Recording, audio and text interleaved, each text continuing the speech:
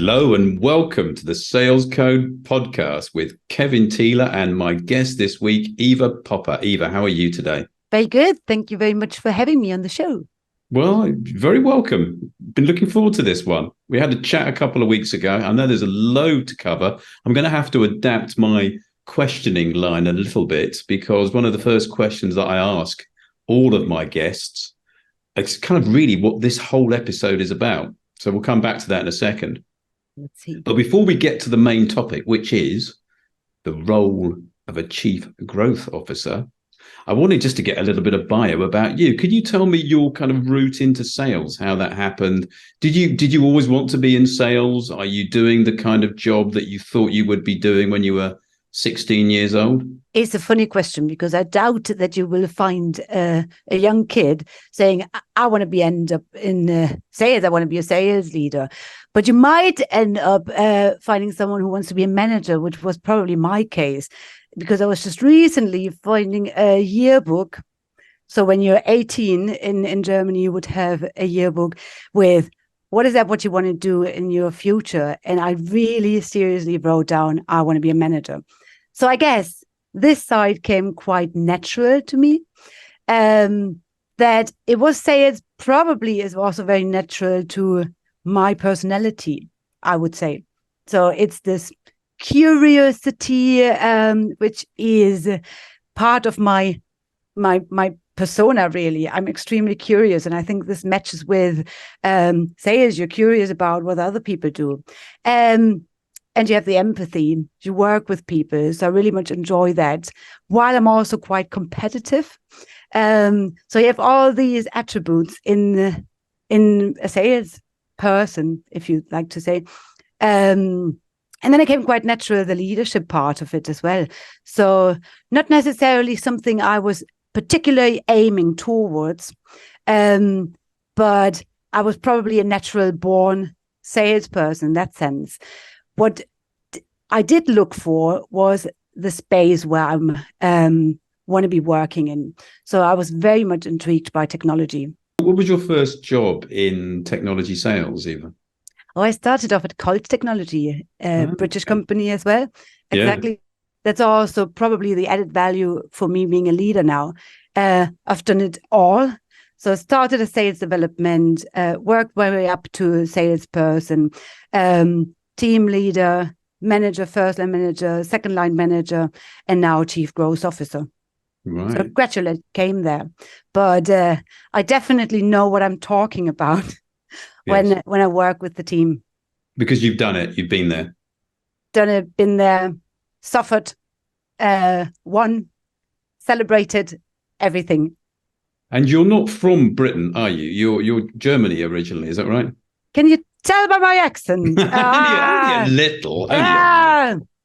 Yes, I'm originally from Leipzig. You would say the former GDR, right. From East Germany. I then lived for quite a while in Spain. So if you want to test my Spanish, I can probably win this one. You're making assumptions. That you see, dangerous thing to do. I know, dangerous. I could be fluent in Spanish. You don't know could for sure. be, yeah. But I'm not.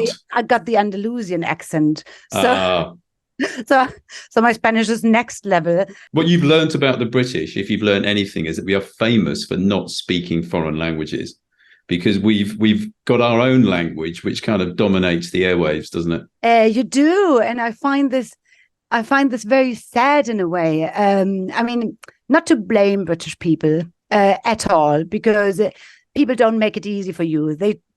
Anytime you go somewhere, people try to increase their English skills with you. Yeah. So it's hard. I'm still working on mine, Eva. I'm still working on mine. That's why I do the podcast. Oh, there you go. I think you got a fantastic British accent. Oh, well. Love the British accent. The check's in the post. Appreciate it. So, yeah. Lived in the Netherlands and now in the UK. And when did you come to the UK? How did that happen then? So that happened probably already 4.5, 5 years ago. Right. And for Unity Technologies originally from the Netherlands. So that's when Britain was still part of the EU. Oh, yeah. We're not going to go in that we're not going to go into that. You can topic. if you want. I'm still pissed about it. But you've got to move on at some point. You're right. Is having lived in all these different places. Well, first of all, it's a very humbling experience because I also had to learn the languages and integrate myself. But then you see it's like, oh, we're all like in globalization, and then it does make me quite sad when I see what happened here. Yeah. To be honest. So yeah. Change of topics. Want to get the positive vibes?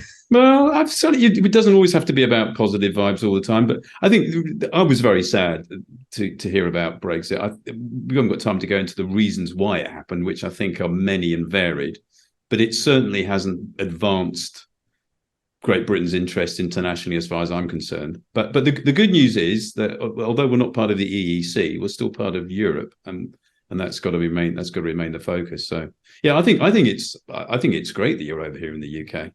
You will have a different perspective on UK business coming from Germany, in the same way that if I pitched up in Leipzig, I'm sure I'd bring a different angle to leading a sales team over there.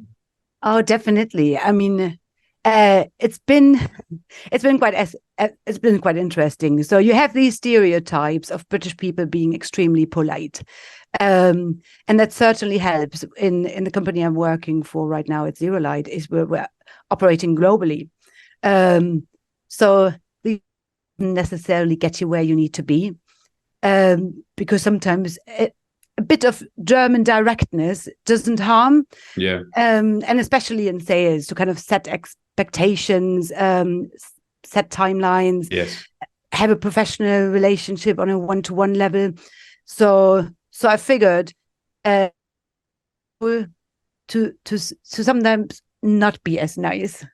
Well, I think that's a really good point, actually, because my reflection on British people is sometimes you have to give British people the chance to say no. You have to make it very clear that no is an acceptable answer, because we don't like to say no to people, actually. Generally, you're right. We're not as confrontational, or as, confrontational is probably a fine word. I don't see that as a negative thing. I agree with you.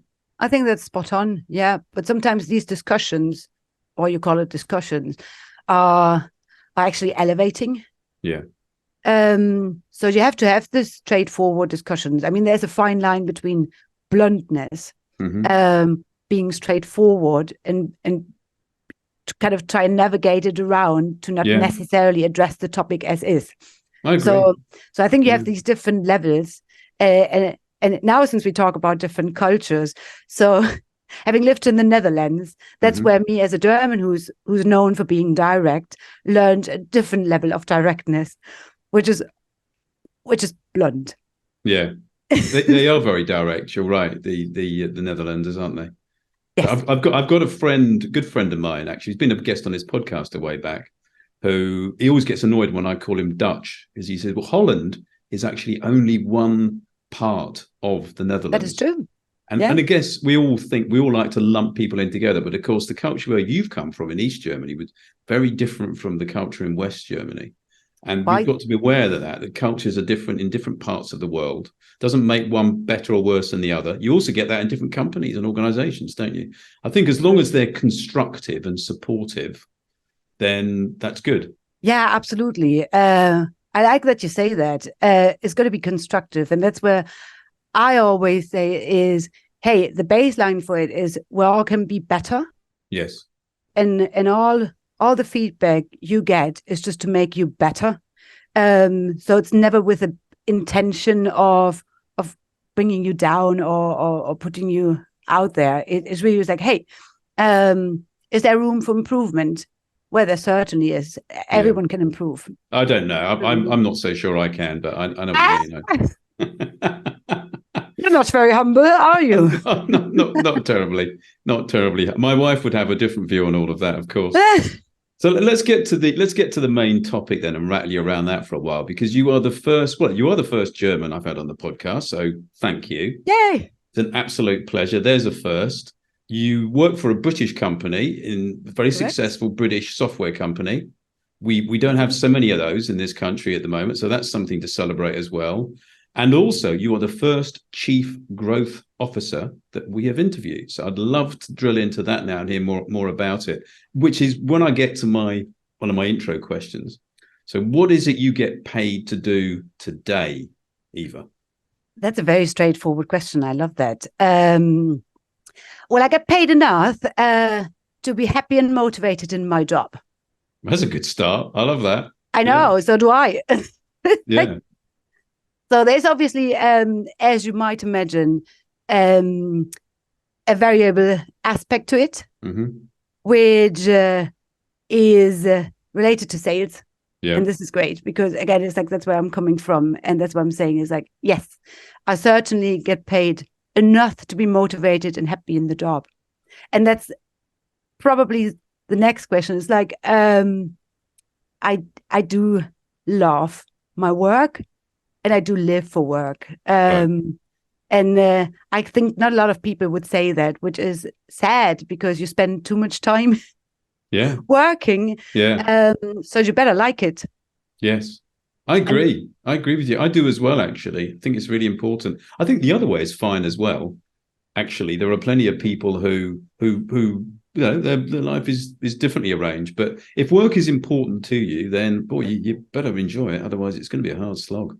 Yeah, agreed. I mean, I do look for certain fulfillment in my role. So yeah, it is an important piece of my life. It's just bring it down. Is that once I did a calculation of the factor of happiness, where you're like, okay, you just break down the 24 days for 24 hours in a day, and how much time you spend in each segment is like X amount of hours at work, X amount of hours with friends, family, free time, and then X amount of hours of sleep. So if you make sure that these are well invested, so you better invest in a good, nice bed, by the way, because you do have your 8 hours of sleep, then you can certainly increase your happiness factor quite easily. Yes. Oh, yeah. Sleep's important. Go with you on that one. Yeah, absolutely. There's no question about that. So most of us are most of our listeners actually are chief revenue officers. Now, in most cases, not always, sometimes the chief revenue officer is only responsible for sales. Sometimes they're responsible for sales and marketing. And sometimes they're responsible for the whole of the GTM. But in your case, as a chief growth officer, I think you've even got perhaps broader responsibilities, haven't you? What does it actually encompass? That is true, and you're not the first one to ask me. It's like I got a lot of questions, like what does that mean, chief growth officer? What does it stand for? Because it's quite a new term as well. And I think it was about time to implement this term together with all the responsibilities which come with this. So it's essentially the chief revenue officer. So you are in charge of all the revenue, while you're also in charge of the whole vision of the company. Is where does the company go 3 years from now, and how do we put this in place? And that requires, besides the revenue part, it requires marketing, strategic partnership, but it also requires the internal alignment and collaboration with the other execs, which is the technology side. So with the CTO, with the chief product officer, obviously with the CEO to kind of feedback, like what does the strategy look like? So it's broader than that, but it's particularly emphasizing this collaboration piece, because it needs everyone to drive a whole growth strategy for the company and have a vision for that. So it sounds like a combination of CRO and CSO, Chief Strategy Officer, to a degree. To a degree, yeah. Yeah. I hope they're paying you a lot of money, because you seem to have 4 or 5 jobs. Oh, yes, I do wear a lot of hats. But the good thing is you then also have the oversight of everything and you can bring it together. So having marketing and BI directly under my wings, as well as customer success, pre-sales and sales, definitely helps me to align all of it, where sometimes it might be in separate in separate departments. So the alignment costs potentially a little bit more. Yes. So having this oversight and being able to drive the strategy and alignment to certainly convert in higher results and better aligned results. Do you wear different hats on different days? Oh, that is a good question. No, I guess not. I guess I need to switch quite quickly. So sometimes it's 2 minutes breathing. How do you do that? I'm fascinated by that.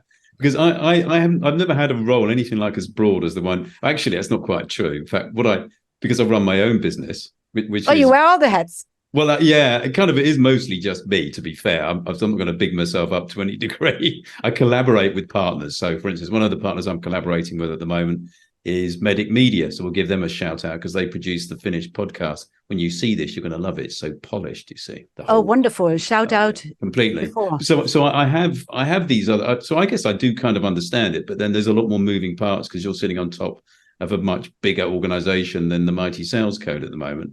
So you manage to flex between these different roles, or is it a deliberate flexing, or is it just a natural kind of? I think I do flex, but because it all comes together towards the overarching objective, essentially, it's quite easy to switch hats. So I perfectly know these are the OKRs for marketing.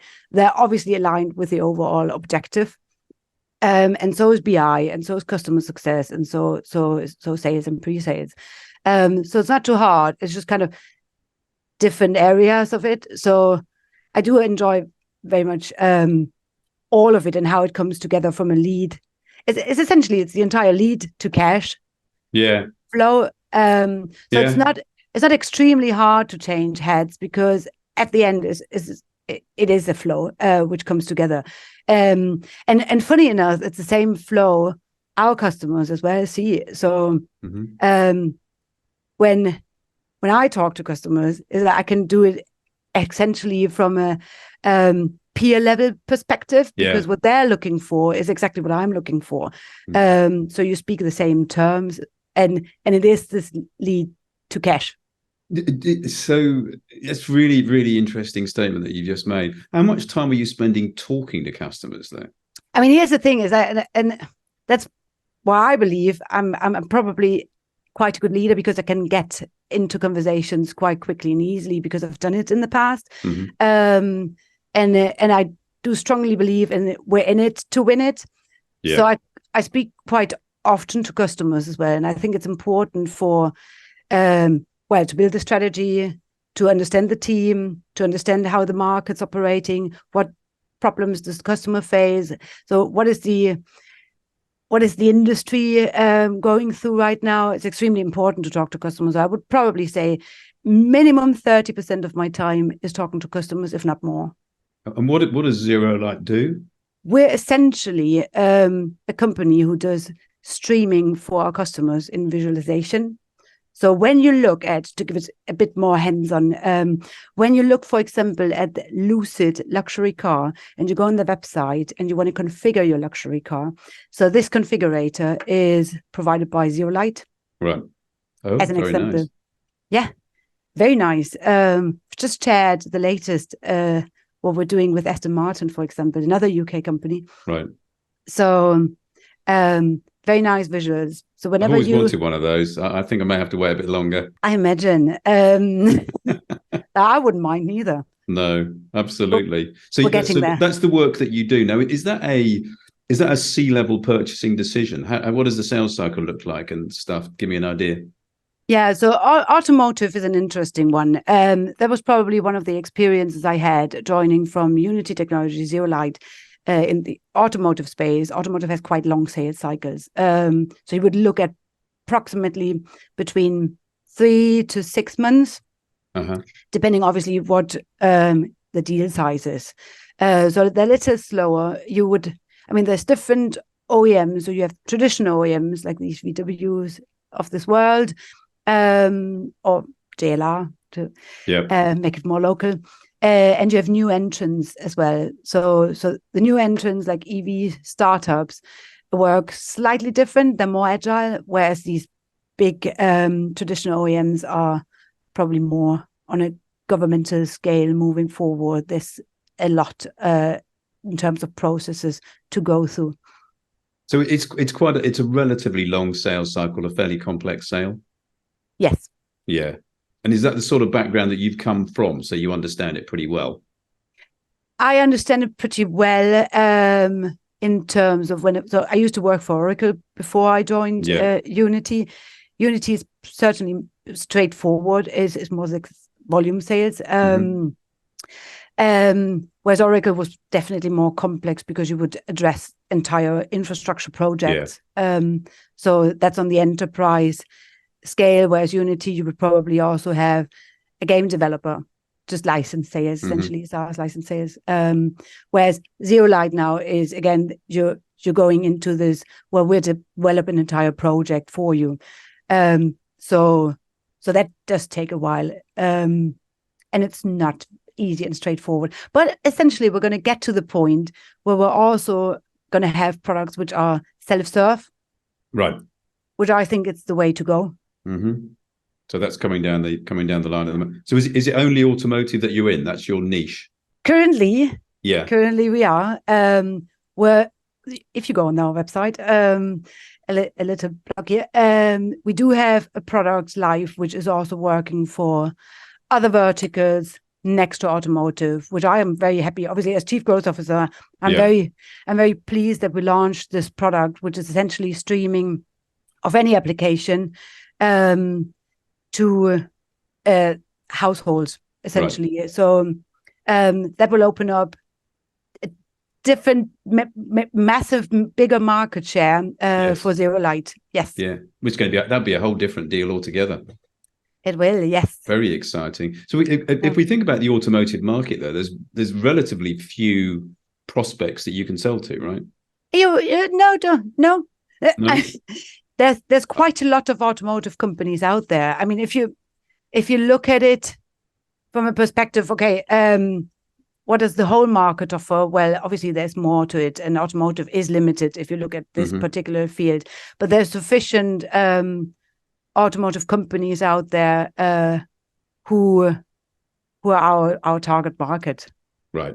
And what about marketing? How does that play in? How do you engage with those people from a marketing perspective? You got any thoughts on that? So we have the traditional SEO on our website, LinkedIn engagement, social engagements, but we're also running webinars. So lead generation in terms of webinars.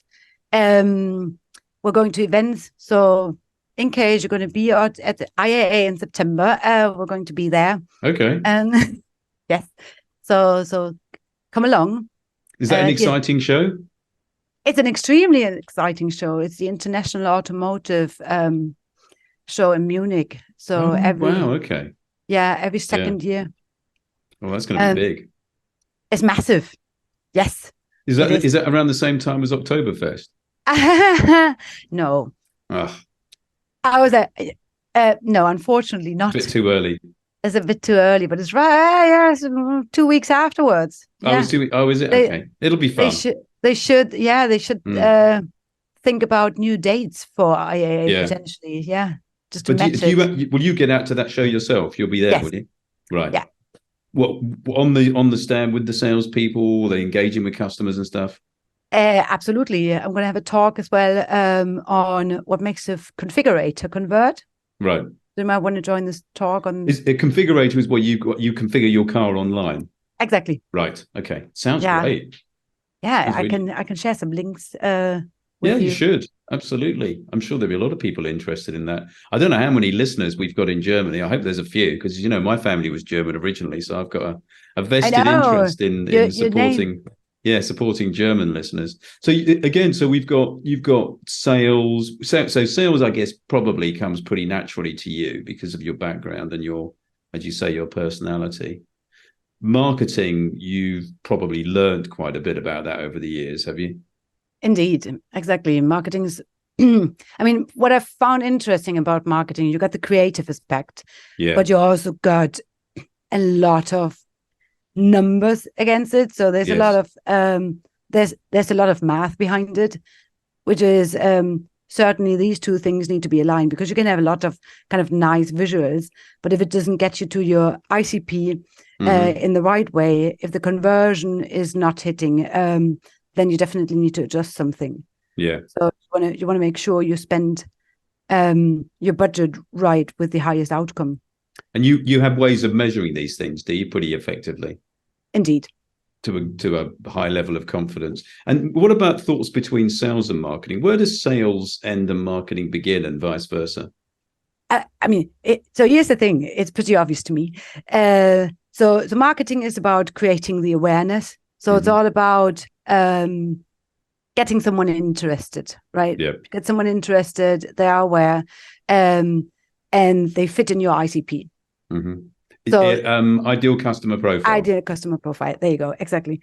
So once this is established and you got all the data from this lead, so it's email address, they've raised interest and awareness, they're aware, they raised the interest, then it gets handed over to sales, because what sales then need to do is to qualify this lead essentially, and ideally convert it to a sales qualified lead. So you would then argue with like MQLs, SQLs, so marketing qualified leads, sales qualified leads, and that's where is essentially the line between marketing handing it over to sales, and then sales need to do an incredible work of qualification, going down the pain funnel, like do all the good sales techniques, Sandler, MEDDPICC, name it. You Sandler and MEDDPICC are your favorites, are they? Yes. Yeah. Definitely. I would go down the route to say MEDDPICC is probably the best for our company, SaaS company. Right. Rather than anything else. I'm a big fan. You were at PTC, weren't you, way back? I did, yes. Maybe that's why I like MEDDPICC. Yeah. Could be, because it was kind of invented there, wasn't it? Yeah, indeed. Yeah. So you've been with it for quite a long time. Do you think it works? See, this is a really interesting. We maybe have hit on another super interesting topic here, looking at your background. Again, something we haven't really explored. MEDDPICC and MEDDPICC are generally seen, or they used to be in the old days, as a sort of a opportunity qualification methodology. But increasingly, we're seeing them used more in marketing as well. I don't know whether you're seeing that impact through the GTM across from beginning to end or not, or is it still mainly a sales qualification tool? That is interesting. I mean, it depends on how you would probably set it up. If you would expect marketing to go that far, or if you would want marketing to really focus on getting you the leads in the first place. So, I mean, there's some elements of MEDDPICC which are certainly with marketing, which is this ICP, the ideal customer profile. So, is that the right person we want to attract, or we're just looking for like, okay, one person out of this customer, but then this person doesn't have any decision power. So why lose time and speak with that person? So I think certain elements, potentially, yes. If you would want marketing to pre-qualify, which I think would be the right approach, because you can always go out and like spray and pray. So we get a massive amount of leads, but then how many of these leads are actually valuable to us? We've all been there. I know. When you're at that trade show in Germany in September, I'm sure you will not be wanting 1,000 just badge scans of people coming by the booth. You'll want well-qualified opportunities, won't you? Absolutely. You want to talk to the right person. Particularly for your sort of product, which is it's in a broad niche, as you say, but it is certainly. It's certainly a niche product because you are in automotive, and within automotive, we're dealing with sales and marketing. Yeah. Well, let's touch on the rest of it then. So we've done sales and marketing. Well, customer services, you've got that as well. Customer success, yes. Customer success. Do you see customer success as a sales function to a degree? You're hoping that by looking after people, they're going to buy more, or how does that work? I personally strongly believe customer success is a very, very crucial position within the growth team or the revenue team. Right. Because just think about it. How long does it take you to get a new customer on board? Yeah. Right. And in particular in automotive, talking about all this contractual work, going through the procurement process. So you don't want to do that so often, right? So our existing customers, So our existing customers are so important to maintain. And it's retain revenue, but it's also the expansion. Because usually what you would do when we start the business with a customer, you would lend. So you have your first project, and then once you're in there, where you really need to expand, and this is essentially a combination of sales and customer success, Mm-hmm. because you do want the customer happy using your product, having customer advocacy. So they're going to be your biggest champion. Yes. Within the company, but also for other companies.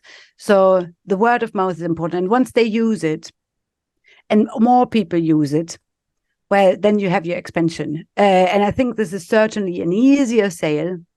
It's not the easiest sale, but it's an easier sale than going out and get a new customer. So I think this customer lifetime value is not just more important for automotive. So our customers is also very important for us. So to increase this customer lifetime value with us. Absolutely. So what have we got left then? We've done sales, marketing, customer success. What's left? Ooh, we got the data part. Oh my word! You look after that as well. Yes, BI. You must be working an 8-day week, Eva. No, I can't. No, but I have to say, I'm very lucky. I'm extremely lucky with my team, because that is the best part of it. If you have a great team, they're empowered, they're smart, you have a clear vision and communication what it's expected. I am a strong believer that they can just run on their own. Now to the BI part, I think data is extremely sexy, because it's factual. Don't take my words like, look, here's the data, nicely prepared for you. And this team is extremely efficient in preparing the data so we can tell a story around it. And I think it's also very important on kind of when you talk to C-level decision makers, they don't want to have long slides. They want one slide with 3 facts, and ideally these facts got to be data, because that's the only thing where you're like, okay, leave out the blurb. I just want to see facts. Cut to the chase, the Americans say. Cut to the chase. Exactly, cut to the chase. Like, do I have a return of investment, and how much is it? Yes. Just give me the facts. Give me the facts. So we've done sales, we've done marketing, we've done customer success, we've done data. What's left? Pre-sales, the commercial solution. There is one more. Is that the last one?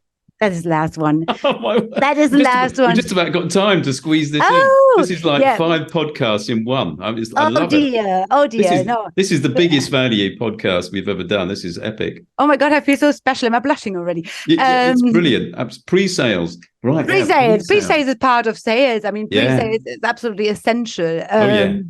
Absolutely. So they're supportive when it comes to all the initial discussions on preparing the statement of works, to liaise with the project delivery team, to liaise with the product team, and make sure the customer gets the right offer in front. So many interesting things about this, but I'm fascinated by teams. And we often talk about sales teams when actually most salespeople are individually remunerated hunters or farmers. Right. Yes.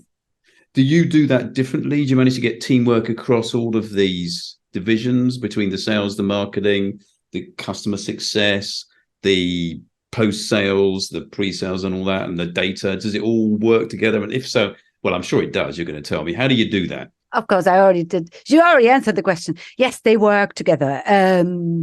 It's a great team. To begin with, they're very agile, they're very communicative, and I think it's very clear like what is the overall objective and what needs to be done to get there. So, and what needs to be done to get there is not, I mean, it's not my job, it's everyone's job, and everyone needs to be understanding and also have the feeling that they're part of getting us there. And I think there's a lot of a collaboration aspect. There's a lot of communication. There's a lot of transparency involved. A lot of empathy on, hey, we're all in that to win it. We're all in that together, which I think is absolutely crucial. So we're all human beings. So sometimes, well, you got to be honest. It's like, can you step in?